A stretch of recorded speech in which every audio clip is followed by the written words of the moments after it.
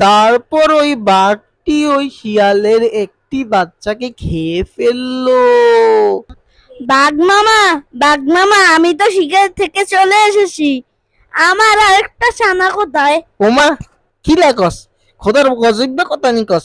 তোর হুত তো তোর হিসে হিসে চলি গেছে। আর তুই আরে কস, তুই শিকারে যাওয়ার সময় দেখছি হিসে হিসে যাই গিন। তুই দেহস, আই তো মনে করছি তোর হুত তোর হিসে হিসে গেছি, এলা একটু গাই না। আন্নে যে শুন দেখছেন আর হিসে হিসে যায়। আন্নে কিল্লে বলেন না, হ্যাঁ? আন্নে তো সাইথাম দিছি কিল্লাই।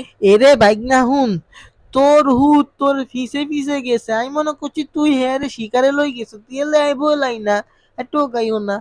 অনয় কি জানি নিতে হে আজই গেছে।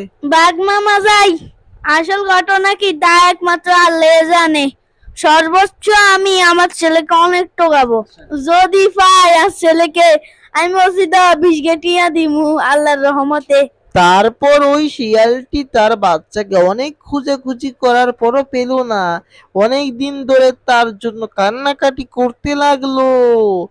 একদিন তার একজন ছাগল বন্ধুর সাথে দেখা হলো।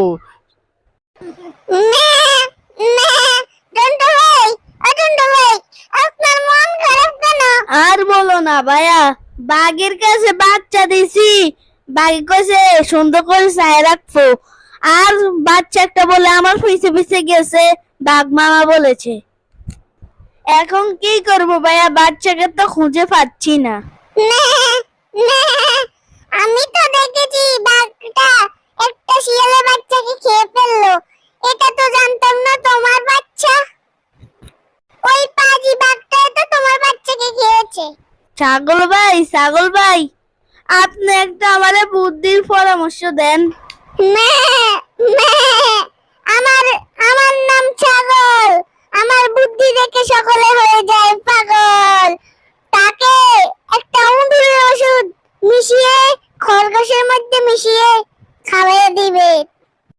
আচ্ছা ঠিক আছে ছাগল ভাইয়া, আমি ওকে খাবারের সাথে বিষ মিশিয়ে ওকে পেচাং করে দেব।